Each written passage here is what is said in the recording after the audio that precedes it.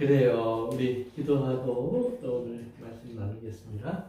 고마우신 아버지 하나님, 오늘도 저희들에게 주님의 은혜와 말씀을 허락해 주심을 감사합니다. 이 시간 이곳에서 저희들이 귀를 기울여 듣고 우리 마음을 열어 주의 음성을 받기를 원하오니 성령이 모셔서 우리 가운데서 역사하시고 우리를 진리 가운데로 이끌어 주옵소서. 오늘 부족한 종의 입술 주님의 도구 되어서 오직 주의 진리만 전하도록 사용하여 주옵소서. 예수님의 이름으로 기도합니다. 네, 오늘 18장 제가 들어보니까 제가 좀 더 보충해야 될 부분들이 좀 있어서 좀 더 보충하고 그다음에 19장으로 오늘 넘어가도록 하겠습니다. 그래서 우리 18장 우리 이미 살펴본 것처럼 18장은 이제 17장에 나오던 음료에 대한 이야기를 음료를 바벨론으로 해서 설명을 하고 있죠. 음료를 이제 바벨론으로 설명하고 있어요. 이제 우리가 이렇게 계속해서 요한계시록을 보면서 우리가 느낄 수 있는 것이 있어요. 이게 뭐냐면 하나님의 나라 또 이제 이게 음료 바벨론으로 상징되는 이런 악한 세계가 계속해서 이렇게 소개가 되는데 보면 이 음료와 바벨론, 이 세상을 상징하는 또 하나님을 대적하는 이 악의 세계를 보여주는 것은 굉장히 구체적이에요. 그렇죠? 구체적이고 물질적이고 아주 실질적이에요. 그러니까 우리가 이제 보면 우리 18장에서는 이제 바벨론을 얘기할 때 큰 성, 또 큰 성에 모이는 구체적인 왕, 상인 또는 선장이나 이런 배를 타는 사람들, 이런 사람들, 그래서 그 모여드는 사람들. 그 다음에 세 번째는 그 안에 있는 구체적인 물건들. 보면은 여러 가지들이 쭉 자세하게 나오잖아요. 그러니까 아주 구체적이고 물질적인 거예요. 그러면서 그것들이 그 안에 이렇게 모일 때 이렇게 보면 그것이 굉장히 화려하고 풍성하고 그다음에 강하고 이렇게 해서 모든 우리가 생각하는 세상의 모든 힘과 권세, 능력 이런 모든 것들이 그 안에 다 모여 있어요. 그것뿐 아니라 또한 그것으로 인한 모든 쾌락과 향락, 누림 이 모든 것들이 다 같이 모여 있는 걸 볼 수 있어요. 그래서 18장에서도 보면 이제 바벨론을 얘기할 때 바벨론에 모여드는 사람들이 음료와 함께 한편으로는 음행이라는 말도 나오지만 음행이라는 말이 나오지만 그러나 또 다른 말로는 이것은 사치, 부요 이렇게 설명을 하고 있어요. 한번 볼까요? 우리 3절 한번 가서 볼까요? 18장 3절 한번 가서 읽어볼까요? 시작. 그 음행의 진노의 거두기로 인하여 만국이 무너졌으며 또 또 땅의 땅의 왕들이 왕들이 그하다고 음행하였으며 땅의 상인들도 그 사치의 세력을 치부하였도다. 치부하였도다. 네. 그래서 음행이라는 말이 나오고 사치라는 말이 나오고 친노라는 말이 나와요. 그러니까 이 모든 것들이 구체적으로 이제 실질적으로 사람들이 땅에 살면서 경험하고 누리고 갖고 하는 걸 얘기해요. 그런데 이제 우리가 그 밑에 이제 18장 그 밑으로 내려가면 사치품에 대해서 좀 더 구체적인 내용들이 그 아래로 내려가면 나옵니다. 우리가 이제 밑으로 내려가 보시면 12절을 보면 그 상품은 그랬죠. 그 다음에 한번 볼까요? 금과 은과 보석과 진주와 세마포와 자주옥간과 비단과 붉은 옷감이요 각종 향목과 상아 그릇이며 값진 나무와 구리와 철과 대리석으로 만든 각종 그릇이요 계피와 향료와 향과 향료와 유향과 포도주와 감람류와 고운 밀가루와 밀이요 소와 양과 말과 수레와 종들과 사람의 영혼들이라. 제가 시험보지 않고 거의 한 30가지 가까운 그 항목들이 쭉 나오거든요. 고운 밀가루도 사치예요? 이렇게 생각하시면 돼요. 그 당시에 이렇게 맷돌로 갈아서 이렇게 이제 우리가 그 밀가루를 만들었잖아요. 그런데 이 보통 평범한 서민들은 그것이 제대로 된 맷돌을 갖고 있기가 힘들어요. 그러니까 그 사람들은 그냥 옛날에 보면 돌과 돌 사이에 이렇게 막 구겨서도 이렇게 만들어서 먹고 그래서 이제 굉장히 거칠었죠. 그렇지만 귀족이 될수록 밑에 누가 많아요? 그렇죠. 노예들이 많잖아요. 그 당시에 노예들이었으니까 노예를 막 부려 먹었단 말이에요. 그러니까 그 사람들은 이게 곱게 갈아서 만들게 하겠죠. 그러면 그 곱게 갈아서 만드는 양은 생각보다 많지 않을 거예요. 그렇죠? 이건 오직 귀족들만 먹고 밑에 사람들은 그나마 이제 다시 또 이제 거친 것들을 먹을 수밖에 없었겠죠. 이제 그런 생각을 해보시면 돼요. 근데 여기 사람의 영혼이 다 마지막에 보면 네, 이제 거기까지 갈 겁니다. 이게 하다 보면 항상 이렇게 한발 앞서가고 싶은 그런 욕망이 생기게 있어요. 좀 천천히 갑시다. 네. 그래서 어쨌든 간에 이렇게 굉장히 구체적으로 이렇게 이 땅에 나타난다는 말이에요. 그런데 거기에 영적인 면이 항상 있다는 걸 꼭 기억하셔야 돼요. 그래서 2절에 보면 우리 다시 한번 2절로 올라갑시다. 2절로 올라가 보세요. 힘찬 음성으로 외쳐 이르되 무너졌다 무너졌다 큰 성 바벨론이요 귀신의 처소와 각종 더러운 영이 모이는 곳과 각종 더럽고 가증한 새들이 모이는 곳이 되었도다. 그렇죠? 그러니까 영적으로는 그것은 더러운 곳이에요. 가증한 곳이에요. 귀신들과 악한 영들이 다 모여들고 있는 곳이에요. 그런데 겉으로 드러나는 것은 이렇게 보여진다 이 말이에요. 화려하고 아름답고 풍성하고 강하고 멋지게. 그러니까 우리가 이 눈에 보이는 것을 따라가면 어떻게 돼요? 우리가 이것은 시험과 이것을 이제 유혹이라고 그러죠. 시험과 유혹에 빠져서 넘어가기 쉽다는 말이에요. 그러니까 성경은 그래서 우리에게 어떤 경고를 하냐면 부자가 되려고 하지 마라. 또 뭘 가지려고 하지 마라. 또 무엇을 다 이루려고 하지 마라. 세상적인 걸 얘기하는 거예요. 계속해서 뭐 돈을 모으려고 하지 마라. 또는 뭐 권세를 가지려고 하지 마라. 돈을 또 어떤 뭐 집을이나 뭐 이런 큰 것을 짓고 세우려고 하지 마라. 그렇게 가르쳐요. 그러면 우리가 세상 살면서 돈 없이, 집 없이, 뭐 의복 없이 어떻게 살라는 말이냐? 물론 그걸 하지 말라고 여기서 하지 말 성경에서 하지 말라고 하는 것은 그거 자체를 하지 말라. 먹지도 말고 입지도 말고 짓지도 말고 하라는 말이 아니에요. 그것을 목적으로 두지 말라 이 말이에요. 그러니까 부하려 하지 마라 그렇게 가르쳐요. 그러니까 부자가 된 것 자체는 그것은 죄가 아니에요. 잘 생각하셔야 돼요. 내가 부자가 될 수 있어요. 예를 들면 아브라함도 부자가 됐어요. 그렇죠? 네. 그 다음에 이삭도 부자가 됐어요. 성경은 다 거부가 되었다고 이렇게 나와요. 또 야곱도 마찬가지고 다윗도 부자가 됐어요. 이렇게 성경은 많은 하나님의 사람들이 부자가 됐어요. 그런데 그 사람들이 살면서 부자가 되려고 사는 사람들이 아니에요. 그들은 하나님 말씀을 따라 살려고 했을 뿐이에요. 그런데 결과적으로 부자가 된 사람들이 있어요. 근데 보세요. 야곱이 특별한 사람이에요. 야곱이 하나님의 이제 약속을 받고 태어났지만 평생 그는 형한테 눌려 살아요. 그러다가 형이 가나야 될 복을 자기가 갖겠다고 이제 아버지를 속이고 하다가 결국은 집에서 도망갈 수밖에 없는 처지가 됐단 말이에요. 도망가는 야곱에게 하나님이 복을 약속하세요. 내가 너랑 같이 하면서 너에게 복을 줄 거야.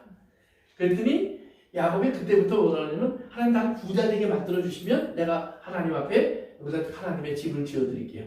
그리고 그때부터 야곱은 삼촌 집에 살면서 거기서 부자가 되려고 애를 쓰기 시작해요. 그래서 어떻게 애를 써요? 이제 삼촌이 네가 받아야 될 네 몫은 예를 들면 점박이가 있는 양들 다 네 거야. 흰 양이 태어나면 그건 내 거지만 이 점박이가 태어나면 너 줄게. 그게 네 임금이야. 그래요. 그러면 양들이 새끼를 뵐 때 되면 야곱이 그 앞에서 구슬했어요. 점박이 막 점박 같은 걸 이렇게 보여주면서 양들아 이거 봐라 이게 어떻게 되지? 점박이다, 꼭 점박이다 뭐 이런 식으로 했다 이 말이에요. 그러니까 야곱은 부자가 되려고 살았어요. 그런데 부자가 됐어요, 안 됐어요? 됐어요. 그렇죠. 성경에 부자가 됐어요. 삼촌의 아들들이 볼 때 오히려 삼촌 걸 다 도둑질한 것처럼 보일 정도로 엄청난 부자가 됐어요. 그리고 나중에 보면 막 형한테 뇌물을 갖다 바칠 만큼 그렇게 부자가 됐다 이 말이에요. 그런데 그 부여를 가지고 야곱은 한 번도 행복하지 않아요.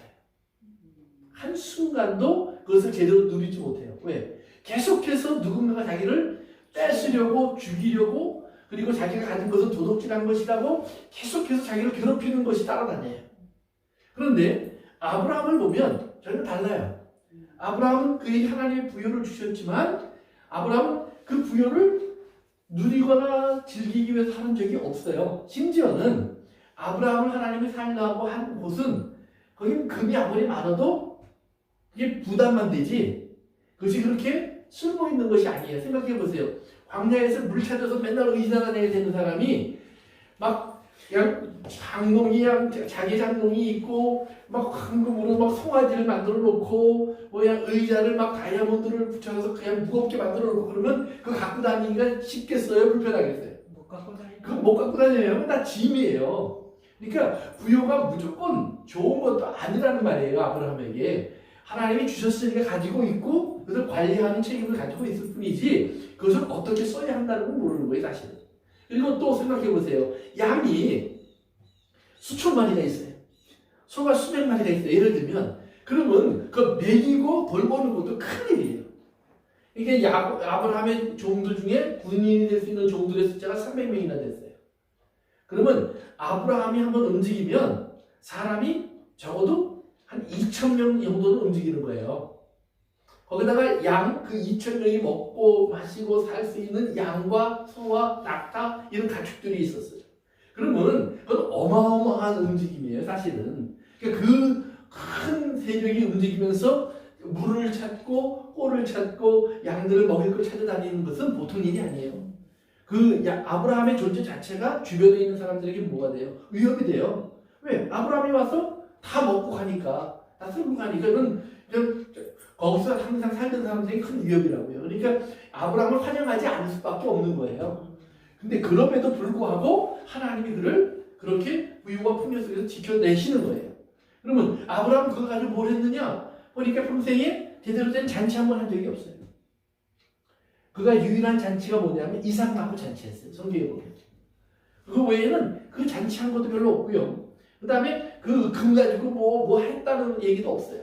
뭐 보석 갖고 뭐 했다는 얘기도 없어요. 그러니까 아브라함의 인생에서는 그것 자체가 큰 의미가 없는 거예요. 하나님께서 왜 주셨으면 어떤 이유가 있는지, 그리고 자기가 가지고 있다가 그대로 자기의 자식들에게 다 남겨놓고 갔을 뿐인데, 그것 때문에 뭐 자식들이 그러면 또 그것 때문에 또 아이고 아버지가 물려줘서 너무 우리는 행복하다 뭐 이러고 감사하지도 않았어요. 이삭은 어머니가 죽은 다음에 아버지 떠나서 혼자 부자가 돼서 돌아왔어요. 야곱도 이삭이 살아있을 때 혼자 삼촌 집에 갔다 돌아와서 부자가 돼서 왔어요. 그래서 집으로 잘 안 들어왔어요. 그러니까 아브라함의 집안은 그렇게 행복한 집안도 아니에요. 사실 어떻게 보면. 그렇지만 우리가 알아야 될 것은 이 땅에 많은 사람들이 그러나 눈에 보이는 이것을 쫓아간다 이 말이에요. 부유나 풍요나 이런 것을. 그러니까 하나님은 이거를 목적지로 두는 삶은 살지 말라라는 말이에요. 그러니까 이거를 하기 위해서 옆에다가 하나님 그러면 야곱처럼 내가 뭐 할게요 붙이지 말라 이 말이에요. 그냥 요거 빼놓고 하나님 내가 하나님의 영광을 위해 살게요. 하나님의 나라를 위해 살게요. 하나님의 뜻을 위해 살게요. 그런데 하나님께서 이걸 주시면 이것을 그러면 그것을 위해서 사용할게요. 그것을 위해서 제가 쓸게요. 그렇게 하시면 되는 거예요. 그런데 이걸 주시면 할게요. 그러면 안 된다. 그래서 우리가 세상을 볼 때 겉을 보고 우리가 영적인 세계를 못 보면 그건 장님이에요. 그건 장님이라고 그러는 거예요. 그런데 하나님의 나라는 반대예요. 그래서 하나님의 나라는 어떤 나라냐? 눈에 보이는 것을 우리는 소망으로 두지 않아요. 좋아. 너는 큰 집이 있는데 너는 좋은 집을 가지고 있고 너는 잘 먹고 잘 살고 나는 그냥 배고프고 좀 힘들구나. 그렇다고 해서 바울이 나는 너무 배고프고 힘들어서 억울합니다 하나님 그러지 않았다 이 말이에요. 오히려 그것이 내 자랑이요 멸류관이라고 그랬어요. 내 상급이라고 그랬어요. 그러니까 그러면 바울은 뭘 봤기 때문에 그랬느냐? 하나님의 나라를 보는데 하나님이 주신 거기에 보면 상을 바라봅니다. 상. 그러니까 상 우리 굉장히 좋아하는데 우리는 이 상을 다 물질화시키려고 하는데 바울은 그것을 뭐라고 하냐면 눈에 보이는 것을 내가 바라는 건 아니다라고 분명히 얘기해요. 하나님이 주시는 나에게 멸류관이 있어. 그럼 멸류관이 상징하는 건 뭐냐면 영광스럽다는 말이에요. 영광스럽다. 그러면 영광스러운 이유는 뭐냐? 내가 이 영광스러운 것을 받으면 나는 그 영광을 하나님께 돌려드릴 수 있잖아요. 그러니까 예수님도 하나님 아버지 앞에 기도할 때 보면 아버지의 영광으로 나를 영광스럽게 해주세요. 그 상을 얘기하는 거예요. 그러면 그 영광을 입은 예수님이 하나님의 보좌에 앉아 계심으로 말미암아 하나님의 영광이 드러나는 거예요. 마찬가지로 바울도 그리고 하나님의 사람들에게도 성경은 이 상을 바라보는 사람이 되어라. 그러니까 눈에 보이는 게 아니에요. 그런데 눈에 보이는 그러면 성도들의 삶에는 뭐가 나타나느냐? 부자든 가난한 사람은 다 십자가가 있고, 왕이든 거지든 다 고난이 있고, 그리고 성공하든 실패하든 다 시험과 유혹 앞에서 우리가 그 견뎌내야 되는 인내와 믿음의 수고가 필요한 사람들이다 이 말이에요. 그러니까 겉으로 볼 때는 그렇기 때문에 어렵지만, 그러나 속으로 보면 그들은 하나님의 나라를 바라보고 살아가는 그런 영적인 눈을 가지고 있는 사람이다 이 말이에요. 그래서 우리가 이걸 제대로 이해하려면, 하나님의 나라를 이해하려면 반드시 눈에 보이는 세계뿐 아니라 보이지 않는 세계가 있다는 사실을 꼭 이해하셔야 돼요. 그래서 보이지 않는 것이 영원한 것이고, 보이는 것은 어느 순간인가 우리가 이제 18장에서 계속 나오는 것처럼 다 바벨론 성이 무너지듯 무너지고 불타고 사라질 것이다 라는 사실을 꼭 염두에 두셔야 돼요. 그 다음에 두 번째로 오늘 제가 좀 우리가 생각해야 될 것은요, 다시 밑으로 좀 내려옵니다. 밑으로 내리시면 이제 그 재앙이 하루 동안에 갑자기 임한다고 얘기했는데요. 그러면서 아까 우리가 한번 읽어본 것처럼 여러 가지 상품들이 쭉 나와요. 상품들. 그 상품들의 내용을 보면 이제 다 사치품하고 부여해요. 그러면 사치품이라는 건 뭐냐면 그 당시의 사치품이라는 말은 그 사람의 신분을 말하는 거예요. 그러니까 우리가 그 사도행전에서도 로디아 얘기를 할 때 자주색 옷감을 파는 여자라고 그랬어요. 그러면 그 자주색 옷감은 서민들에게 주는 게 아니겠죠? 그건 왕이나 귀족들만 입는 거예요. 그러니까 그건 아무나 못 입어요. 그러니까 그런 식으로 여기서 자주색 옷감, 금, 은 이런 것들은 다 뭐예요? 성공한 사람의 모습이에요. 그러니까 난 성공한 사람이야. 그것이 모르는 사람은 사치품을 가질 수 있는 거예요. 그래서 로마의 황제나 로마의 성공한 귀족들이나 이런 사람일수록 뭐예요? 집도 더 화려하게 짓고 옷도 더 아름답게 입고 화려하게 입고 그 다음에 모든 것을 이렇게 다 장식품을 많이 달아요. 그리고 연회나 파티를 계속 여는 거예요. 왜냐하면 나는 이만큼 성공한 왕이야. 나는 이만큼 능력이 많은 군주야. 이런 걸 계속해서 보여주는 것이 그 사람의 모습이에요. 그러니까 그걸 못 보여주면 그건 실패한 사람이에요. 그걸 보여줘야 그 사람이 성공하는 거예요. 그러니까 자기가 그 자리에 있음을 보여주기 위해서라도 계속해서 이런 것을 갖고 누리고 쓰고 드러내야 된다 이 말이에요. 그래서 그런 이제 사치를 보여주는데 이 사치품의 리스트를 쭉 따라가 보시면 무슨 생각이 드냐면 우리 이제 21장으로 한번 가보세요. 요한계시록 21장. 요한계시록 21장 10절, 11절 누가 한번 읽어보실래요? 성령으로 나를 데리고 크고 높은 산으로 올라가 하나님께로부터 하늘에서 내려오는 거룩한 성 예루살렘이 보이니 하나님의 영광이 있어 그 성의 빛이 지극히 귀한 보석 같고 벽옥과 수정같이 맑더라. 아멘. 그 다음에 18절부터 21절 우리 같이 다 읽어볼까요? 시작. 그 성곽은 벽으로 쌓였고 그 성은 정금인데 맑은 유리 같더라. 그 성의 성곽의 기초석은 각색 보석으로 꾸몄는데 첫째 기초석은 벽옥이요, 둘째는 남보석이요, 셋째는 옥수요, 넷째는 녹보석이요, 다섯째는 홍마노요, 여섯째는 홍보석이요, 일곱째는 황옥이요, 여덟째는 노옥이요, 아홉째는 담옥이요, 열째는 비치옥이요, 열한째는 청옥이요, 열둘째는 자수성이라. 아멘. 거기 보면 보석의 이야기가 나오고 금과 은이 나와요. 그렇죠? 네. 그런데 우리가 아까 18장에서 읽을 때는 그것이 상품이며 사치품이었어요. 그리고 치부하는 거예요. 그러니까 뭘 나타내는 거예요? 나를 나타내는 거예요. 그런데 이것이 하나님의 성에서는 어떻게 쓰이느냐? 하나님의 성을 짓는 거예요. 하나님의 성전을 짓는 거예요. 아시겠어요? 네. 이게 그 차이예요. 그 다음에 온갖 옷감 얘기도 많이 나왔는데 자주색이든 뭐 이런 사실 보면 대제사장의 옷이에요. 네. 제사장의 옷을 만드는 모든 재료들이 이쪽으로 오면 세상적으로 오면 어떻게 돼요? 자기의 사치품, 자랑 그리고 자기의 성공을 보여주는 거예요. 그런데 이것이 하나님 앞에서 제대로 쓰이려면 어떻게 돼야 돼요? 그것은 예수 그리스도의 모습을 드러내는 거예요. 어떤 모습? 영광스러운 예수. 아름다운 예수님. 그래서 그 내용들 여러분이 잘 비교해 보시면 첫째는 모든 사치품의 리스트가 쭉 나와 있는데 보면 첫째는 성전을 짓는데 하나님의 사람들은 쓰는 거예요. 두 번째는 제사를 드릴 때 쓰는 거예요.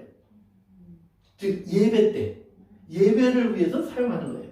세 번째는 예수 그리스도의 모습, 그의 신부들의 모습을 위해서 입혀주고 입고 있는 그런 옷들이 거기에 리스트로 쭉 나와 있는 거예요. 그러니까 이것을 우리가 세속적으로 쓰면 사치품과 치부가 되고, 이것을 영적으로 쓰면 뭐가 돼요? 하나님의 나라가 세워지는 거예요.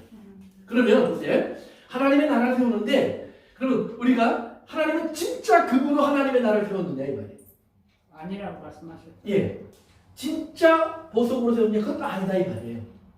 그러니까 잘했어요.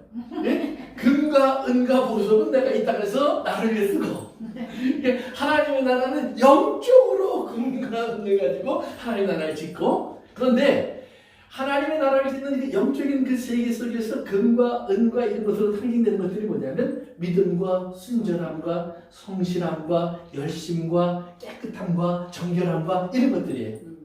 바꿔 말하면 성도들의 옳은 행실이에요. 나중에 나오니까 다시 한번 그때가 살펴봅니다.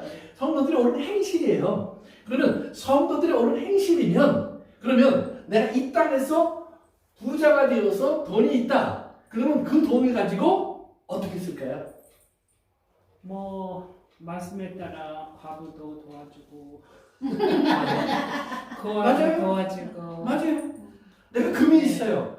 그럼 그것 가지고 내가 이걸 가지고 반지를 만들어서 여기다 끼고 거기다가 보석이 있으니까 여기다 다이아몬드, 여기다 진주, 여기다 뭐 청보석, 여기다 이렇게 계획을 할까? 아니면 다른 곳에 쓸까?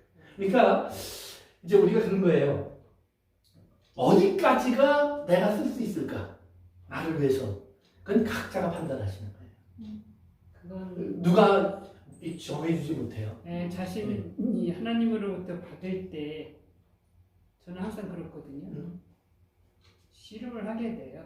실은 당연한 거예요. 받은 대로가 아니고 주님이 이제 이런 마음을 주셨는데 이렇게 해야지 했다가 일주일 동안 결과를 가지고 갈 때 보면은 그렇게 못해요. 그래서 자신과의 싸움이고 자신의 결정체를 가지고 순종을 내일로 미루는 게 아니라 직시하는 거예요.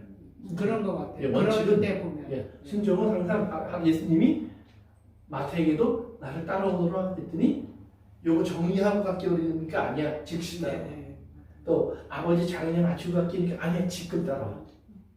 그러니까 항상 지금 즉시예요. 근데 두 번째는 신앙생활 할 때는 반드시 비용 계산을 하라고 그래요. 비용 계산? 비용 계산. 그러니까 성전을 짓는데 또는 집을 짓는데 내가 그 짐 좋을 거다 줘 시작. 근데 짓다 보니 돈이 떨어졌어. 그럼 미완성이 된다는 말이에요. 신앙생활은 똑같아요. 신앙생활은 반드시 비용이 들어요. 근데 얼마큼 드느냐? 몽땅 들어요. 자기의 온 삶이 다 들어요. 이거 계산을 잘못해 놓으면 우리가 중간에 신앙생활은 너무 힘들어. 신앙생활은 쉬운 거 아니에요. 여러분 절대로 오해하지 마세요. 신앙생활은 무지 어려운 겁니다. 그렇지만 그렇기 때문에 하나님의 능력 주셔서 하게 하시는 거예요. 그렇기 때문에 우리는 하나님 의지에서 하는 거예요. 그렇지 않으면 신앙생활이 아니에요. 내가 할 수 있는 걸 하는 거예요. 그거는 이 땅에 공자님도 하세요. 이 땅에 마음 좋은 사람은 다 해. 이 땅에 착한 사람이 얼마나 많은데요. 알라를 믿는, 부처님을 믿는, 또 무당을 쫓아다니는 이런 사람들 중에 얼마나 착한 일 많이 하는 사람들이 많은데요. 얼마든지 있어요. 그러나 하나님 믿는 사람이 다른 것은 그것은 나의 착함과 성실함으로 하는 것이 아니라 하나님의 명령을 따라 하나님의 뜻이구나. 그렇기 때문에 내가 정해놓은 것을 초월할지라도 하는 것이고 또 어떻게 볼 때는 전혀 안 미치는 것일 때도 안 하는 거예요. 얼마든지 할 수 있는 것도 안 하는 거예요. 왜? 그것은 하나님의 뜻 안에서의 결정이에요. 아까 제가 말씀드린 것처럼 아브라함은 돈을 많이 벌었는데 엄청난 부자가 됐는데 쓸 데가 없었다니까요. 하나님 그거 가지고 돌아다니면서 거지, 그 당시 거지 없었겠어요? 왜 없어요? 있죠. 왜 그 당시 집 없는 사람이 없어요? 얼마든지 있죠. 그러나 하나님 그거 가지고 쫓아다니면서 그 짓 하라고 안 그랬다는 말이에요. 반대로 어떤 사람에게는 하나님이 너무 다 팔아서 가난한 사람이 주고 낫다라고 합니다. 그러니까 모든 사람이 똑같은 말을 듣는 게 아니에요. 중요한 거는 다 팔아서 가난한 사람이 주고 낫다라고 그런 사람이나 하나님께서 그쪽은 전혀 관심도 주지 않고 내가 가라는 대로 가. 그러면 아브라함에게 하나님이 어디로 가라고 했어요? 우리가 지금은 답을 알아요. 가나안 땅이에요. 네. 그런데 아브라함이 떠날 때 성경 뭐라 그러면 갈 곳을 알려주지 않고 바를 모르고. 근데 갈 바는 모르는데 뭐가 있냐면 가라는 명령만 있어요. 네. 그러면 동서남북 어디로요? 그러면 적어도 그 방향은 알려주셨던 것 같아요. 또는 때로는 그 방향도 몰랐어요. 그러니까 위로도 가보고 아래로도 가보고 옆으로도 가보고 이렇게도 가보고 그런데 하나님 뭐냐면 네가 밟은데 다 네 거죠. 하여튼 그렇게 하셨다. 그러니까 우리가 하나님이 가라고 한 것은 결국 그래도 뭐예요? 하나님의 말씀 안으로 가는 거예요. 어떤 목적지가 우리 눈에 보이는 목적지를 향해서 가는 게 아니라 하나님이 가라고 한 말씀의 세계 안으로 계속해서 순종해서 가보는 거예요. 그러면 그것이 한 걸음, 두 걸음, 10걸음, 100걸음이 되다 보면 어느 날 우리가 어디 와 있어요? 하나님의 나라 안에 들어와 있음을 확인해요. 그러니까 아브라함이 가나안 땅에 들어와서 계속해서 겁을 냈거든요. 때로는 흉년이 들면 도망도 갔단 말이에요. 피신도 가고 피난도 가고 또는 돌아와서는 또 블레셋 사람들을 보면서 두려워해서 자기 부인을 빼앗길 만큼 내어줄 만큼 그렇게 두려움 속에 살았단 말이에요. 그런데 성경은 그것이 하나님 주신 땅이라고 했단 말이에요. 그런데 아브라함은 그것을 믿음으로 갖지 못했어요. 두려움 속에서 그냥 최선을 다해서 머무르라고 노력했을 뿐이에요. 자기 안에 있는 방법을 가지고. 그런데 어느 순간이 되니까 하나님께서 아브라함아 이제 이거 네 건데 지금 네 거 아니야. 네 건데 네 거 아니야. 400년 기다려야 돼. 그럼 그동안에 뭐 해야 되는데요? 노예 생활해야 돼. 400년은 40 곱하기 10이에요. 인생을 완전하게 하나님 돌리는 거예요. 살아가는 인생, 세상을 말하는 거, 세상의 삶의 우리의 삶의 어떤 수고의 시간을 완전히 돌려버리는 거예요. 그래서 그걸 다 경험한 후에 하나님의 나라가 진짜 소중한 나라가 된다는 거예요. 그리고 그 나라로 들어갈 수 있는 사람이 있다는 거예요. 그러니까 하나님께서 우리에게 금, 은, 보석 이 모든 것을 얘기하실 때 하나님은 우리에게는 신앙적으로 그러니까 예를 들면 라오디게아 교회가 스스로 부유하다, 풍요하다, 풍성하다 하면서 막 먹고 마시고 꾸미고 아름답게 하고 다 했단 말이에요. 그때 하나님이 그거 다 보시는 분 하나님은 아니야, 너는 헐벗고 굶주렸어. 네가 진짜 필요한 것이 뭔지 몰라. 네가 그래서 금보다 귀한 믿음을 가지고 그 정금 같은 믿음을 사. 그리고 흰옷을 사서 입어. 눈에도 안약을 사서 좀 발라. 그러면 여러분들이 이것이 있으면 구체적인 것들을 가지고 할 수 있는 구체적인 일들이 나타난단 말이에요. 그래서 옳은 행실이라는 말이 뭐냐면 하나님께서 나에게 입혀주신 의가 나에게 입혀지면 하나님 넌 참 거룩한 사람이야 라고 나에게 하나님 인정해 주시고 나에게 오면 그 거룩한 사람이기 때문에 나타나는 나의 모습이 있다는 거예요. 그것이 옳은 행실이에요. 그러니까 내 안에 반드시 하나님의 성령이 임하시고 하나님이 주신 은혜가 임하면 반드시 내가 무언가를 하고 싶은 디자이어가 만들어져요. 그리고 그 욕망, 그 욕구가 내 안에 만들어지면 거기에 의해서 내가 반드시 움직여야 돼요. 그것이 돈을 쓰는 일일 수도 있고 시간을 쓰는 일일 수도 있고 몸을 쓰는 일일 수도 있고 그리고 때로는 내가 기다려야 되는 일일 수도 있고 참아야 되는 일일 수도 있고 이런 여러 가지 일들이 있어요. 근데 이것을 우리가 하게 된다 이 말이에요. 왜? 그것이 하나님이 나에게 정하신 일이에요. 그래서 옳은 행실이라는 말 안에는 무슨 뜻이 있냐면 그것이 정하신 일이다. 그래서 성경에 똑같은 단어를 규례라는 번역을 많이 했어요. 규례, 규칙이라는 말이에요. 그러니까 예수 믿으면 나는 그런 규칙의 사람이 되어야 되는 거예요. 그 법을 지키는 사람이 되는 거예요. 그런데 그것을 또 로마서에서는 하나님이 정하신 일이다라고 표현을 해요. 그러니까 우리는 그것을 예수 그리스도의 사람이 되는 순간에 내 안에 하나님이 주시는 성령으로 말미암아 새로운 마음이 생기고 그리고 새로운 마음이 생기면서 내 안에 새로운 것을 하고자 하는 그런 어떤 의로운 일들이 내 눈앞에 보이기 시작한다 이 말이에요. 이게 안 보이는 사람은 가짜예요. 선글라스 낀 거예요, 자기가. 그것도 아주 두꺼운 선글라스 낀 거예요. 하나님의 성령 안에서 보여지게 돼 있어요. 그래서 여러분들이 예수 그리스도가 주신 것을 가지고 그렇기 때문에 눈도 뜨고 귀도 열리고 마음도 열어줘야 돼요. 그래서 우리가 성령을 주시옵소서, 충만하게 하시옵소서라고 기도하지만 그 결과가 우리를 무엇으로 만들지를 보여주는 것이 사도행전이에요.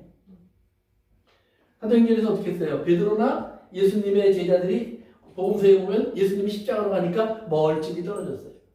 오늘 여기 본문에서도 보면 이 음료와 놀아나던 왕들, 상인들, 그리고 또 이제 그 선장이나 선객들, 이 사람들이요 다 보면 멀리 떨어져서 이렇게 나와요. 그리고 그가 달아가는 모습을 보면서 탄식하고 울면서 자기가 누리는 것들을 생각해요. 자기가 그걸 가지고 치부하고 부요하고 음행했던 일들을 기억하면서 이젠 그것이 다 없어졌구나. 그리고 탄식하거든요. 그런데 예수님이 십자가를 지러 갈 때 보면 베드로나 또는 예수님의 제자들이 다 멀리 떨어져요. 그리고 이제 다 끝났구나. 저 양반이 저리로 가신 우리는 어떻게 되지? 그리고 다 두려움에 빠져 있어요. 그런데 성령을 받고 나니까 이제 자기들이 십자가를 지고 다닙니다. 완전히 다른 사람이 되는 거예요. 그러면 우리가 왜 달라졌느냐? 성령을 받기 전에는 눈에 보이는 것만 보였는데 성령을 받고 나니까 보이지 않는 하나님의 나라가 보이더라. 소망이, 그리고 하나님의 사랑이, 하나님의 은혜가, 약속이 확실하게 자기들에게 들어오는 거예요. 그러니까 이 변화를 얘기하는 거예요. 그러니까 우리가 요한일서 18장을 보면서 바벨론이 무너지겠구나. 그럼 난 어디가 있어야 되겠지? 그런데 여기 보면 거기서 내 백성은 거기서 나오라고 그랬잖아요. 그게 무슨 뜻이라고 그랬죠? 그냥 바벨론 같은 데 있으면 안 되니까 뉴욕은 바벨론이니까 클리블랜드에 살아라. 하나님 그러실 게 아니다 이 말이에요. 거기서 나오라는 말은 죄의 시스템 또는 죄의 어떤 문화, 죄의 세상 이런 원리와 규칙과 원칙과 그런 제도가 판치는 곳에서 우리는 하나님의 법석으로 나오라는 말이에요. 그러니까 아브라함이 하나님이 네 고향을 떠나 내가 너에게 명하는 곳으로 가라 그랬잖아요. 그러니까 우리 똑같은 거예요. 여기서 하나님께서 너 여기 떠나 내가 너한테 말하는 대로 가. 그러니까 바울이 여기서 내가 떠나려면 그럼 우리 세상에 없어야지 그래요. 고린도서에서 보면 어떻게 떠나? 내가 너에게 말하는 말은 이런 데서 완전히 떠나라는 말이 아니야. 그러려면 죽어야 돼. 그러나 우리가 알아야 될 것이 있어요. 사람이 죽을 때가 되면 뭐라고 그래 이런 말들이 있죠. 안 하던 짓을 한다. 네. 네, 그러죠. 그러니까 저 사람 저 양반이 고향을 차려 안 하던 짓을 해요. 좀 이상해. 그러더니 죽으려고 그랬나 봐. 그런 소리를 많이 듣거든요. 근데 예수 믿는 사람들은 안 하던 짓을 해요. 육체를 가지고 있을 때, 세상 속에 있을 때 안 하던 짓을 예수 믿고 나서 하는 외로 사람들이 저 사람 죽을 때가 됐나 봐. 그러면 난 죽었어. 난 죽었어. 어디 안에서? In Jesus. 예수님 안에서 난 죽었어. 그래서 내가 이제는 안 하던 짓을 해. 안 하던 말을 해. 안 하던 생각을 해. 이런 사람으로 우리가 변화되어야 한다는 사실을 꼭 기억하시기 바라요. 그래서 이제 여기 보면 사치품, 우욕, 자기를 나타내는 그러니까 세상으로 보면 요즘 말하면 정말 세상 사람들이 말하는 무슨 좋다고 말하는 거, 멋있다고 말하는 거, 그 다음에 뭐 화려하다고 말하는 이런 모든 것들 이런 것들을 여러분들이 어디까지인가 생각하셔야 해요. 어디까지인가. 그 세상에서 칭찬하는 부자들을 보면은요, 성공해서 큰 집 지었다는 사람을 칭찬하는 적은 없어요. 맞아요. 네. 그런데 어떤 사람을 칭찬하느냐? 예를 들면 미국의 모든 공항에서 그 듀티 프리 샵을 하는 유명한 그 가구가 있어요. DFS 그 스토어를 하는. 이 사람은 평생 이코노미석만 타고 다니는 거예요. 그래서 왜 그러냐 그랬더니 자기는 그거면 충분하대요. 평생 남루한 옷을 입고 다녀요. 남루한 차를 타요. 왜? 그거면 충분해요. 더 이상 필요 없다. 나머지는 뭐 하느냐? 다 자선장하고 있어요. 그 사람이 예수 믿는 사람인지 아닌지 모르겠지만 다 작은 사람이었어요. 워런 버핏 같은 사람도 정말 세계 1등, 2등, 3등 요 손가락 안에 들어가는 부자지만 그 사람의 집은 60년 전에 산 집인가요? 50년 전에 산 집인가? 아직도 그 집에 그대로 살아요. 네브라스카에서. 그런데 우리가 그 사람을 네브라스카의 현인이라고 합니다. 같이 밥 한 번 먹으려고 돈 100만 불씩 내놓는 사람이에요. 그러니까 그 사람의 말 한마디 듣는데 100만 불이 아깝지 않은 사람이 됐단 말이에요. 그런데 그 사람이 만약에 정말 큰 집 짓고 대골 같은 집에서 자기가 호하우스고 파티 매일 하는 사람이면 어떤 사람이 그렇게 하겠어요? 돈 벌더니 저 사람이 말이야 이제는 눈에 보이는 게 없네 이런 소리나 듣지 절대로 그렇지 않다. 그러니까 자본주의가 왜 욕을 먹느냐? 자본주의는 돈을 벌어서 자기가 다 가졌기 때문에 자본주의예요. 자본주의 안에 기독교가 자리 잡고 있는 이유는 뭐냐면 그렇게 모아진 돈을 하나님의 명령을 따라서 그것을 나눠야 되는 거예요. 뿌려야 되는 거예요. 이걸 할 수 있는 것은 나라가 못해요. 회사도 못해요. 왜? 회사는 거둬주면 망해요. 우리 가게, 식당도 하시고 이렇게 하지만 만약에 식당에 음식은 매일 거둬줘. 그러면 한계가 못해요. 뭐 한계가 오래 걸리지도 않을 거예요. 한 주일이면 거둬갈걸요? 아니에요. 그건 돈 받고 팔아야 돼요. 그러나 우리가 하나님의 사람들이기 때문에 어느 선을 지켜나가면서 그 안에서 나머지는 하나님의 뜻 앞에서 자꾸 우리가 디스트리뷰션하는 훈련을 해야 돼요. 그것을 매번 나눠야 되느냐, 한 번에 나눠야 되느냐, 기다릴 때 나눠야 되느냐, 내 생일 때는 아니고 내 아들의 세대 때 나눠야 하느냐, 이것을 자녀에게 물려줘야 하느냐, 아니면 사회에게 돌려줘야 되느냐, 이것을 많이 고민하셔야 돼요. 많은 사람들이 성공하려고 기도 많이 하는데 성공한 것을 놓고 기도 안 해요. 그런데 그것이 더 큰 숙제예요. 왜냐하면 성공하고 나면 욕망이 나를 지배하기 시작합니다. 그래서 가시덤불에 쌓인다고 해요. 성경에 보면. 하나님이 밭 4개를 알려줬죠. 그런데 세 번째 밭이 뭐냐면 가시덤불 밭이에요. 가시덤불 밭은 열매까지 잘 달려요. 그런데 그것을 남이 못 먹어요. 왜? 가지가 다 찔러서 열매가 다 땅에 떨어져요. 썩어져서 냄새 난다고 그러거든요. 그러니까 우리가 썩으면 안 되는 거예요. 그래서 그런 부분들을 이제 성경이 경고하는 걸 여러분 잘 들으셔야 돼요. 오케이. 그 다음에 이제 우리 18장에 또 한 군데만 봅시다. 20절에 보시면 성도들에게 하나님께서 이제 너희들은 찬송하고 기뻐하고 즐거워하라 그래요. 이런 일이 벌어지는데 그 이유가 뭐냐? 저놈들 내가 그렇지 않아도 이때를 기다렸어. 벌 받기를 기다렸어. 그랬는데 드디어 벌 받네. 속 시원하구나. 이래서 우리가 찬송하는 게 아니다. 그 이제 이유는 19장에 가면 다시 나오는데요. 19장이 뭐라고 나오냐면 19장으로 한번 갑시다. 19장 그 다음 장 이제 우리가 넘어가기 시작해야 되니까 2절 한번 읽어보세요. 2절.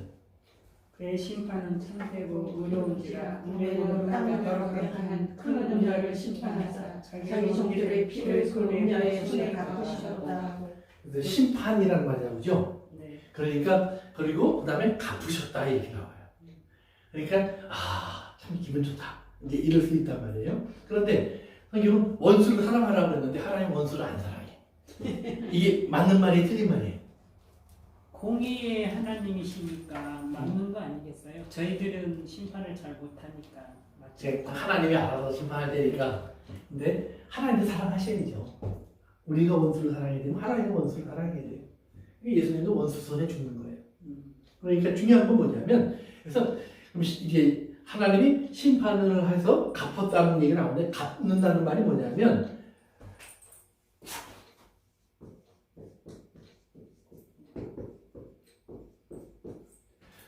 의로부터 나온 행동이라는 말이에요. 의로부터 나온 행동. 그러니까 하나님의 의가 이렇게 드러나면 하나님이 의가 드러나면 저절로 악은 사라지게 돼 있는 거예요. 그러니까 악인들을 하나님이 사라지게 하기 위해서 복수를 하기 위해서 하는 게 아니라 죄가 소멸될 때 죄를 자기라고 말하는 사람들, 죄가 자기라고 말하고 죄를 붙잡고 있는 사람들이 죄와 함께 사라지는 거예요. 근데 이거는 하나님의 심판이 아니라 하나님의 드러남이에요. 그러니까 하나님이 안 보이니까 그러니까 이런 거예요. 우리가 그 어떤 죄를 지은 사람들이 있어요. 뭐 예를 들면 내가 이제 도둑질을 했어요. 그러면 이 도둑질한 것이 이것이 드러나서 벌을 받고 책망받으면 다음에 안 그럴 수 있는 사람이 될 수 있어요. 그런데 여기 숨겨지네. 그러니까 좀 더 큰 도둑, 큰 도둑이 되든 아니면 큰 도둑이 돼요. 그래서 바늘 도둑이 소도둑 된다 그러잖아요. 이게 죄가 안 드러나면 이거는 고칠 방법이 없는 거예요. 그런데 하나님께서는 계속해서 죄를 드러나게 하세요. 그런데 어떤 사람들은 하나님의 죄를 드러나게 하면 싹 돌아서요. 그러면 하나님이 밝을수록 내 앞에 그림자가 더 짙어져요. 어둠이 짙어져요. 그러니까 스스로 하나님을 향해 돌아서는 거예요. 그 어둠을 만들어요. 그리고 어둠 속에서 머물면서 의로운 사람의 그림자나 내 그림자나 똑같으네. 안 보이네. 뭐 내가 뭐 죄인의 사람이 다 그러고 사는 거지. 이러고 넘어간다 이 말이에요. 그런데 하나님은 지금 빛을 비추시면서 그 사람에게 죄를 보여주시고 그 사람을 의로 옮기시기 위한 사랑의 일을 하고 계시는 거예요. 근데 사람들은 그 사랑이 싫어요. 그래서 오지 않는다 그러는 거예요. 그러니까 이 하나님께서 지금 제 심판을 해서 원수를 갚았다라고 하는 이게 심판하셨다 또 그 갚으셨다라고 하는 이 갚다는 말은 그렇기 때문에 하나님이 정말 이거 한방 막아라 이렇게 하신 것이 아니라 이제는 하나님의 의를 더 이상 이렇게 가둬놓지 않고 완전히 다 드러나게 해버리시는 거예요. 그러면 하나님의 빛이 완전히 드러나면 모든 악은 지옥에 떨어질 수밖에 없어요. 거기밖에 갈 데가 없어요. 그때 모든 악인들이 함께 갈 수밖에 없는 거예요. 그러니까 심판이죠. 그게 심판이죠. 그런데 심판이라는 건 그렇기 때문에 악이 하나님의 빛이 드러나는 것 뿐이에요. 그러면 어둠은 스스로 물러가는 거예요. 그 앞에 존재할 수 없다는 걸 스스로 인정하는 거예요. 그러니까 지옥도 하나님 앞에 항의하는 사람들이 가 있는 데가 아니에요. 지옥은 하나님을 알면서 분명히 배우게 되고 알게 되는데 내가 왜 그랬을까 후회하는 사람들이 있는 곳이에요. 그러니까 지옥은 사탄이 마귀가 왕이 돼갖고 사람들을 막 괴롭히는 데도 아니다 이 말이에요. 마귀도 고통받는 곳이에요. 사단을 위해서 만든 곳이 원래 지옥이니까. 그래서 우리가 잘 이해해야 돼요. 그러니까 하나님께서 마치 우리가 생각하는 것처럼 네가 나를 한 대 쳤었지 너도 한 대 맞아봐 이것이 아니라 나를 쳤을 때 내가 왜 참아줬는지도 모르겠니? 이렇게 사람들이 하나님한테 쳐놓고 아무 소리 안 하시니까 두 대 치고 세 대 치고 침 내고 막 하다가 에이 별거 아니네 그걸 버렸다는 말이에요. 그런데 하나님이 때가 돼서 하나님의 온전한 모습을 드러내니까 숨을 곳을 찾을 수밖에 없는 사람들이 있다는 말이에요. 그 얘기를 하는 거예요. 그러니까 여기서 하나님이 갚으셨다라는 말은 하나님의 의가 나타나게 하셨다 이 말이에요. 그러니까 그래서 20장에 우리에게 하나님이 심판을 행하셨으니 너희는 찬송하라라는 말이 그 말이에요. 하나님의 의가 나타났으니까 온전히 우리는 뭐예요? 보이지 않는 나라를 기다리고 있었거든요. 그런데 그 보이지 않는 나라가 이제 우리 눈에 보이는 나라가 됐다 이 말이에요. 이게 바뀌는 거예요.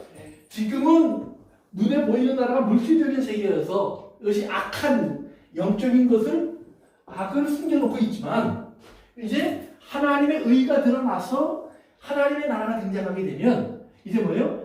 이것은 본질이 드러나 다 타서 없어지고 이제 하나님의 나라의 모습이 드러나게 되는데 그것은 뭐냐? 새 하늘과 새 땅, 새 예루살렘성. 할렐루야. 예, 할렐루야. 찬양이 나오기 시작하는 그 세계가 이어진다 이 말이에요. 그러니까 우리가 찬양이 저는 잘됐다, 고소하다 이 찬양이 아니라 하나님은 역시 의로우시구나. 하나님은 거룩하시구나. 하나님은 완전하시구나. 그러면서 그것을 속에서 우리는 뭘까요? 하나님의 완전한 사랑을 줘. 진짜 하나님의 사랑은 여기까지구나. 내가 이미 받은 사랑도 크지만 이제 하나님의 나라가 드러나면서 나에게 하나님이 주시는 것을 내가 정말 몸으로 느낄 때가 되어 보니까 정말 받을 수 없는 은혜를 준비하셨구나. 그래서 너무 감사한 찬양을 하는 것이 바로 19장에서 할렐루야의 시작이에요. 할렐루야의 시작이에요. 그래서 이제 21절부터 23절까지 보면 바벨론이 무너질 때 이게 몇 가지 표현되는데 첫째는 이렇게 돼요. 21절에는 결코 다시 보이지 아니하리라. 이런 말이잖아요. 결코 다시 보이지 아니하리라. 22절에도요. 보면 풍류 소리, 퉁소 소리, 나팔 부는 자의 소리가 결코 다시 내 안에서 들리지 아니하리라.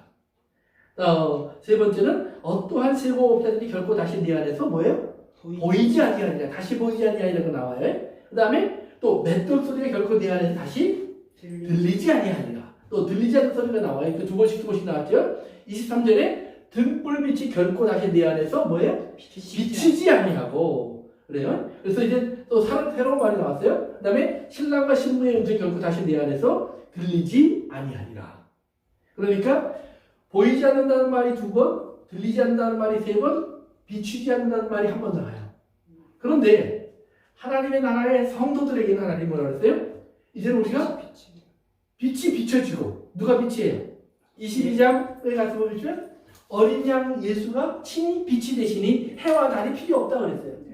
그때 되면 다 찾아볼 거니까. 그러니까 우리는 빛이 비추기 시작해요. 그러니까 지금은 빛이 내 마음속에만 비쳤는데 이제는 이 세상에 하나님 하는 새로운 세계에 그 빛이 쫙 비춰지면서 모든 악한 것들이 쫙 사라져버리기 시작하고 그리고 하나님의 나라가 쫙 등장하는 거예요. 그래서 하나님의 나라를 보여주는 천사가 뭐냐면 내가 너에게 보여주리라 그래. 그러니까 하나님의 나라를 통해서 우리에게는 자꾸 보여준다 그래요. 여기는 그 사람들이 보고 이게 저게 다 우리 소망이야, 저게 다 우리의 꿈이야, 이게 새 천국이지 이랬던 것들은 없어져 버리는데 안 보이게 되는데 우리에겐 자꾸 안 보이는 것들이 보여주기 시작한다 이 말이에요. 그래서 우리에게 새로운 소리가 시작돼요.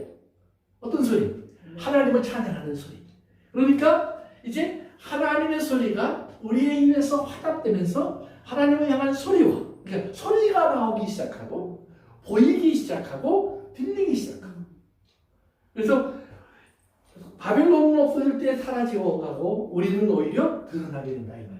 그래서 마지막에 보면 하나님께서 21절에 이렇게 나와요. 한 힘센 천사가 큰 맷돌 같은 돌을 들어 바다에 던져 이르되 큰 성 바벨론이여 이같이 비참하게 던져도 결코 다시 보이지 아니하리라. 그래서 바벨론 성의 멸망을 바닷물에 던져버리는 걸로 표현을 해요. 그런데 찾아봅시다. 예레미야서 51장 한번 가봅시다. 예레미야서 51장. 51? 네, 51장. 예레미야서 51장은 여러 번 우리가 반복해서 봤는데 다시 한번 보시면 좋아요. 예, 그 51장 전체가 바벨론의 멸망에 대한 이야기예요. 51장 전체가. 그런데 이제 이렇게 하나님께서 얘기합니다. 60절부터 제가 읽을게요. 예레미야가 바벨론에 닥친 모든 재난, 곧 바벨론에 대하여 기록한 이 모든 말씀을 한 찜에 기록하고 그래서 바벨론의 멸망에 대한 것을 다 기록하게 돼 있어요. 그 다음에 스라야에게 말하기를 너는 바벨론에 이르거든 삼가 이 모든 말씀을 읽고 말하기를 여호와여 주께서 이곳에 대하여 말씀하시기를 이 땅을 멸하여 사람이나 짐승이 거기에 살지 못하게 하고 영원히 폐허가 되리라 하셨나이다 하라 하니라. 그래서 이제 스라야라는 사람에게 이 에레미야가 받은 모든 말씀을 적어서 주어갖고 이걸 가지고 바벨론으로 가는 거예요. 그래서 거기서 이것을 읽게 하는 거예요. 그래서 에레미야서 끝부분입니다. 그래서 이제 거기 가서 다 읽어보니까 바벨론이 망한다는 이야기를 써놨어요. 거기에. 그랬더니 63절에 보면 너는 이 책 읽기를 다한 후에 책을 돌에 매어 유브라데 강 속에 던지며 말하기를 바벨론이 나의 재난 때문에 이같이 몰락하여 다시 일어나지 못하리니 그들이 피폐하리라 하라 하니라. 에레미야의 말이 이에 끝나니라. 아멘. 그러면서 바벨론의 멸망에 대한 책을 어떻게 해요? 두루마리죠. 결국은 두루마리를 돌에 묶어서 유브라데 강에다 던지는 거예요. 그럼 왜 요단강도 있고 지중해도 있고 갈릴리 호수도 있는데 유브라데 강에다 던지라고 했을까요? 바벨론이 서 있는 데가 유브라데 강이에요.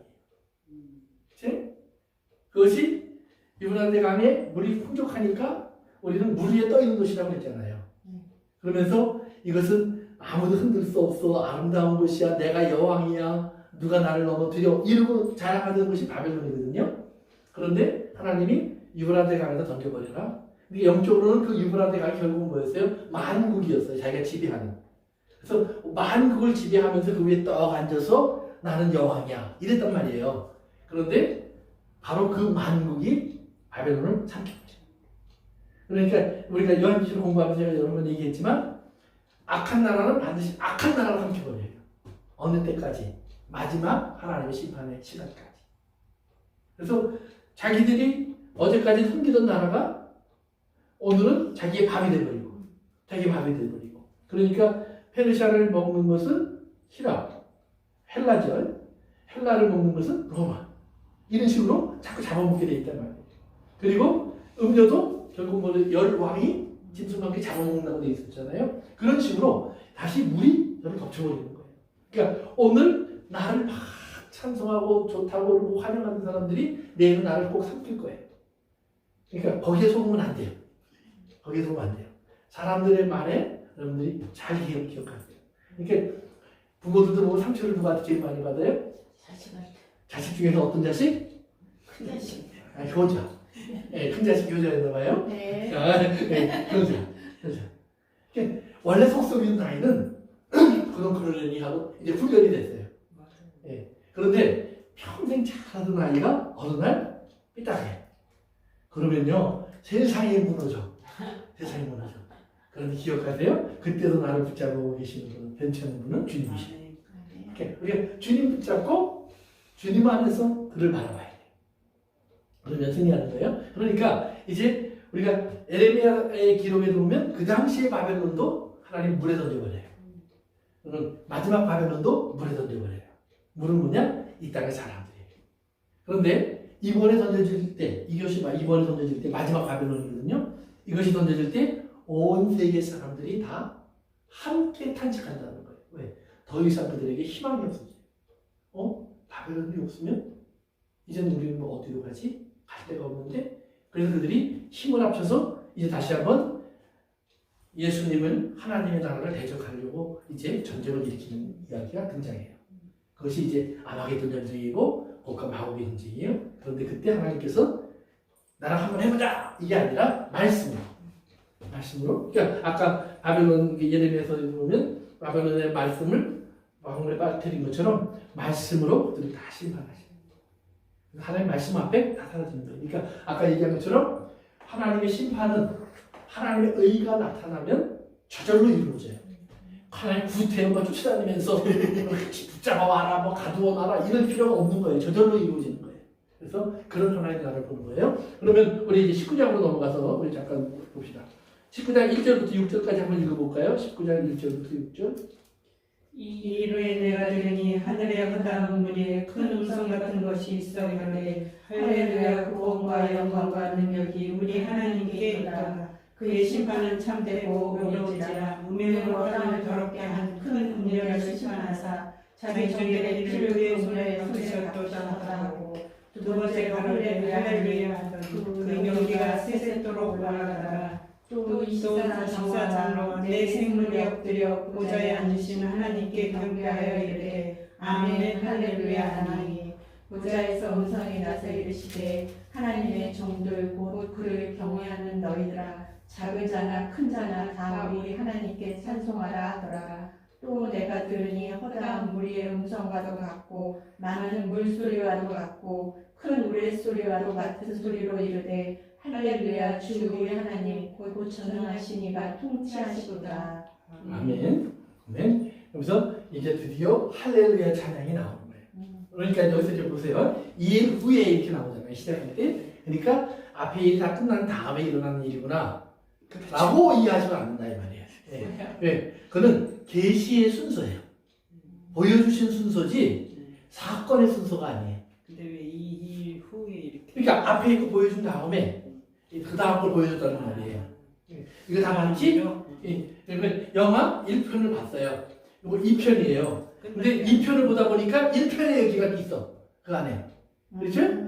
그러면 우리 1편에서 봤는데 이게 왜 여기가 2편을 봐야 1편의 이해가 되는 거예요. 그래서 1편의 이야기가 사실은 2편의 이야기예요. 그러니까 2편의 이야기가 나중 이야기일 수도 있어요. 먼저 이야기일 수도 있어요. 이렇게 1편에서 볼 때는 우리가 저들이 막 싸우고 막 서로 원수가 돼 있어요. 근데 2편이 시작되는 우리 친구야. 왜 친구지? 아주 어렸을 때 아주 친한 친구를 잘 알았어요. 근데 어느 날 성인이 되면서 이권이 관련되면서 갈등이 생기기 시작하고 뭐 섞이기 시작하고 뭐 이러다 보니까 원수가 돼서 친구가 원수보다 못한 사람이가 됐어요. 그것을 이 편을 봐야 이해할 수 있다 이 말이에요. 그 영화 같은 거 보면 시리즈 영화들은 그런 게 굉장히 많아요. 그리고 뭐 배트맨이라든가 뭐 또 스타워즈라든가 이런 것들 보시면 시리즈가 쭉 나오는데 그 시리즈는 앞에 거 이야기에 대한 설명이 2편에 나오고 3편에 나오고 그래요. 그러니까 이걸 모르면 이걸 모르는 거예요. 그러니까 그런데 우리가 1편 본 후에 2편을 볼 수 있어요. 2편 보고 나서 1편으로 다시 가는 법이 없어요. 근데 왜 또? 그래야 재미있어요. 그처럼 하나님도 이거 보여주시는데 이거 이렇게 해서 이렇게 되는 거다? 이거 아니라는 말이에요. 이게 아니라 이 일이 있을 때 이 일도 동시다발적으로 일어나는 거예요.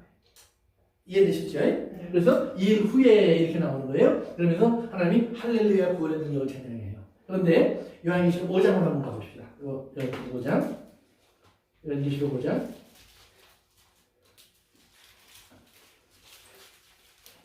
요한계시록 5장. 우리 10절 가서 볼까요? 8절에 보면 이제 24장로들에 대한 이야기가 24장로가 소개되거든요. 어린 양 앞에 있는 24장로의 모습이.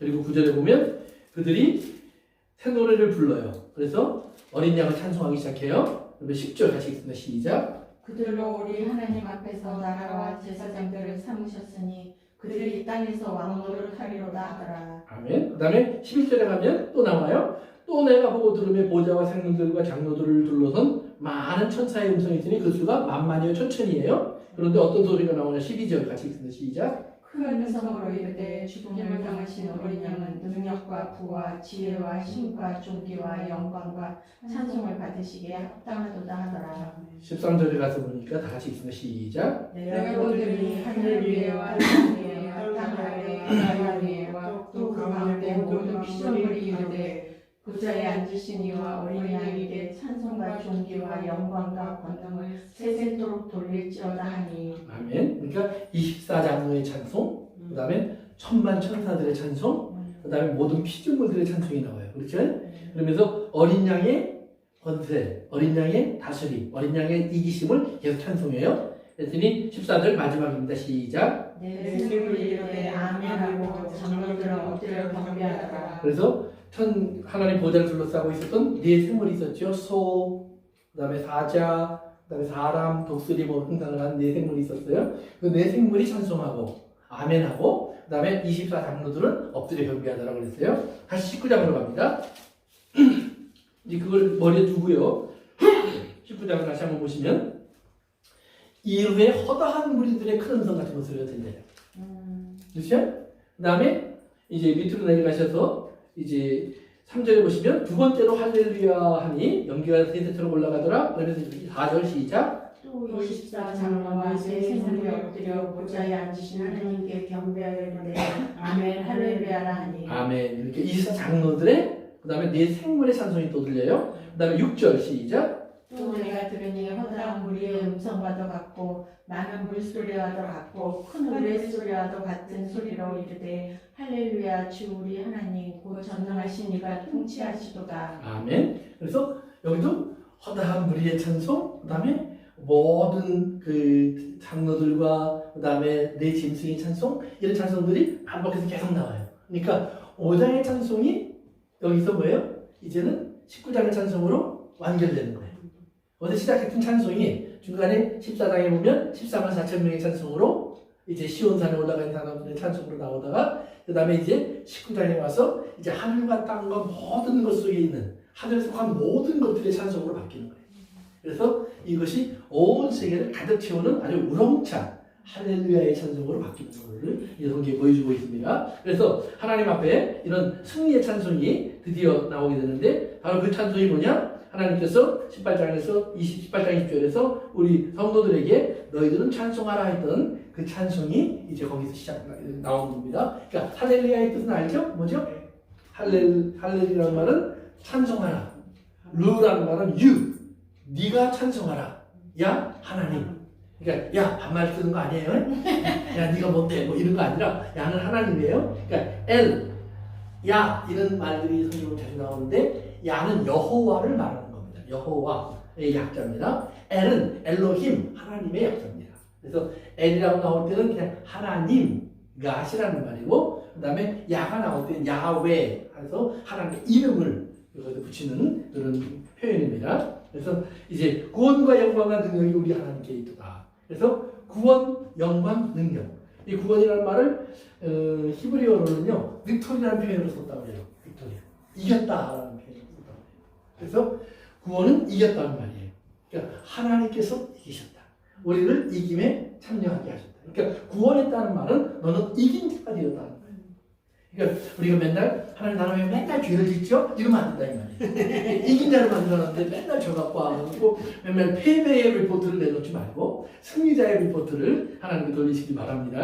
그래서 이제 우리 넘어갑니다. 2절에 가서 보시면 그의 심판은 참되고 의로운지라 믿음으로 음행으로 마당을 더럽게 한 큰 음녀를 심판하사 자기 종들의 피를 그 음녀의 손에 갚으셨도다 그랬어요. 그래서 그 갚았다는 말이 뭐라는 말을 아까 설명해 드렸어요. 갚았다는 말이 뭐라고 그랬죠? 하나님의 의로부터 나왔다라는 말이에요. 그래서 하나님의 의가 드러나게 됐을 때 나온 결과물이 심판이지 하나님께서 우리가 생각하는 원수를 갚기 위해서 쫓아다니면서 칼로 찔러 죽인다든지 뭐 이런 거 아니다 이 말이에요. 그래서 오해하지 않길 바라고요. 3절로 넘어갑니다. 시작. 두 번째로 할렐루야 하니 그 영광이 세세토록 올라가더라. 여기서 세세토록이라는 말은 뭘까요? 끝이 없다는 거. 그게 끝이 없다. 그러니까 이 지금 심판이 계속 끝나는 말이죠. 불이 안 꺼지는 거예요. 왜요? 마지막 지옥의 불은 꺼지지 않아요. 계속 타오르는 불이라고 성경이 말하고 있어요. 그래서 이사야서 34장에 가서 보시면 나중에 찾아보세요. 이사야서 34장에 보시면 에돔에 대한 심판에 대한 이야기가 나와요. 근데 그 에돔이 불탈 때도 연기가 계속 올라가요. 또 우리가 아는 창세기 8장 19장에 나오는 소돔과 고모라 성이 멸망할 때도 보면 하나님께서 소돔과 고모라 성을 멸망시켰는데 19장에 가서 보시면 아브라함이 아침에 일어나서 소돔과 고모라 성을 바라보니까 연기가 올라가더라. 연기가 올라가더라. 그래서 우리는 연기가 올라가는 데 있지 말고 아주 미치는 대로 가 계셔야 돼요. 연기가 있는 곳은 어두운 곳입니다. 그래서 우리가 하나님의 그 심판은 영원하고 그리고 완전함을 다시 한번 강조하는 말이 됩니다. 그래서 이제 이 하나님 심판이 완전히 이루어질 때 성도들의 마음은 항상 하나님 앞에 감사로 채워질 수밖에 없는 그런 사람이라는 사실을 여러분 기억하시면 됩니다. 4절로 넘어갑니다. 오늘 6절까지를 빨리 보겠습니다. 시작. 또 24장로와 내 생물이 엎드려 보좌에 앉으신 하나님께 경배하여 이르되 아멘 할렐루야 계속해서요. 하니 보좌에서 음성이 나서 이르시되 하나님의 종들 곧 그를 경외하는 너희들아 작은 자나 큰 자나 다 우리 하나님께 찬송하라 하더라. 또 내가 들으니 허다한 무리의 음성과도 같고 많은 물소리와도 같고 큰 노랫소리와도 같은 소리로 이르되 할렐루야 주 우리 하나님 곧 전능하시니가 통치하시도다. 아멘. 그래서 아까 위에서 보면 하나님이 심판을 나타나게 하셨다고 그랬잖아요. 근데 그것을 다른 말로 말하면 통치하시는 거예요. 통치하신다. 그러니까 하나님은 지금도 하나님의 나라 속에서 하나님이 다스리는 거예요. 그러니까 천국에 우리가 보통 얘기하는 천국, 하늘나라. 하늘나라는 어떤 나라가 천국이냐 하면 천국의 가장 기본적인 개념은 하나님이 계시는 곳, 하나님이 다스리는 곳을 천국이라고 해요. 그러니까 우리가 생각할 때는 천국은 저 위에 있는 것 같은데 예수님은 천국은 너희 가운데 있다, 내 안에 있다 이러셨어요. 그러니까 우리가 죽으면 물론 다른 세계에 있는 천국을 가는 거예요. 그리고 마지막 때가 되면 새하늘과 새 땅이 나는 하나님의 천국으로 들어가는 거예요. 그게 완성된 천국이에요. 그러나 지금 이 땅을 살고 있는 우리도 천국에 있다는 사실을 깨달으셔야 돼요. 이렇게 세상 사람들은 볼 때 지금 하나님의 사람들의 인생이 세상 사람들이 보는 이런 물질적인 기준으로 볼 때 행복해 보이지 않을 수가 있다는 말이에요. 가난해 보일 수도 있고 어려워 보일 수도 있고 바울이 말하는 것처럼 모든 핍박과 박해와 어려움 속에 던져질 수도 있다는 말이에요. 그러면 거기에 하나님 나라가 아닌 것처럼 본다는 말이에요. 그런데 성경 뭐라냐면 그것이 하나님 나라다 그래요. 왜? 그 당하고 핍박을 받은 사람이 그들을 위해서 용서하고 기도하고 그리고 사랑과 자비와 긍휼을 구하기 때문에. 그러니까 지금 세상적으로 볼 때는 그런 억울한 일을 당하면 억울합니다. 그리고 이 기도도 어떻게 해야 돼요? 하나님 나의 억울합니다. 저놈을 좀 당장 갚아주시기 바랍니다. 죽여주시기 바랍니다. 저를 뺏어서 나에게 주시기 바랍니다. 이렇게 기도해야 된다 이 말이에요. 그런데 하나님의 나라의 기도 소리가 성도의 감옥에서 나온다. 야곱이 자기가 부자가 되면 이걸 하겠습니다 그랬다가 나중에 보니까 하나님께서 자기를 위해서 준비하신 요셉을 만나면서 자기의 어리석음을 깨달아요. 그러면서 하나님을 찬양하기 시작하고 하나님의 복과 은혜를 그가 바라볼 수 있는 진짜 하나님의 사람이 된다는 말이에요. 그러니까 그 전까지 야곱은 음부에서 살았어요. 현기에 보면 요셉을 빼앗아 갔을 때 요셉을 이제 형들이 죽였단 말이에요. 진짜 죽인 건 아니지만 종으로 팔아버렸고 아버지가 죽였다고 그랬거든요. 야곱이 나는 오늘부터 지옥에 들어간다. 이제 음부라는 표현을 써서요. 음부. 물론 그 지옥이 우리가 생각하는 하나님의 마지막 지옥을 말하는 건 아니에요. 죽은 자의 세계. 나 이제 죽은 거야. 나에게 낙이 없어. 그리고 살거든요. 그런데 어느 날 보니까 앞에 마차가 와 있는데 바로가 준 마차가 다 와 있어요. 그러면서 아버지 요셉이 애굽의 총리가 되어서 아버지를 모시고 오라고 합니다. 그걸 딱 보는 순간 야곱이 힘이 펄펄 났다고요. 그래갖고 어떤 보양식 먹음보다 힘이 나갖고 135세가 된 노인이 탁 마차를 타고 야곱에게 가요. 그러면서 자기의 인생을 돌아보면서 내가 참 험난한 인생을 살았습니다. 참 어리석게 살았습니다. 내가 왜 그렇게 살았을까? 안 그래도 되는데. 하나님께서 이렇게 좋은 것을 준비했는데. 오늘 여러분들의 인생 속에서 여러분들이 똑같은 하나님의 사람인데 야곱처럼 나는 험난하게 살았구나 이렇게 말할 건지 아니면 바울처럼 앞에 있는 소망으로 인하여 내가 이전 것은 잊어버리고 또 믿음의 선한 싸움에 나는 실망하지 않고 내가 계속 달려가서 나는 그 멸류관까지 난 달려갈 거야. 나는 그것을 내가 달려가고 거기서 사모하는 것이 나의 꿈이고 나의 기다림이야. 내가 이 땅에 살아야 될지 죽어야 될지 이게 다 고민될 정도예요. 어쩌면 좋을까 나 잘 모르겠어. 내가 양쪽에 딱 걸려서 가랑이가 하나님 나라 아니면 세상 이 두 사이에서 내가 너희 때문에 내가 여기 머물러 있기를 결정을 했어. 하지만 진짜 내 마음은 저기가 있어. 이런 식의 믿음을 가질 건지 그러면 바울이니까 반대 생각해보세요. 여러분 바울처럼 나쁜 짓 해보셨어요?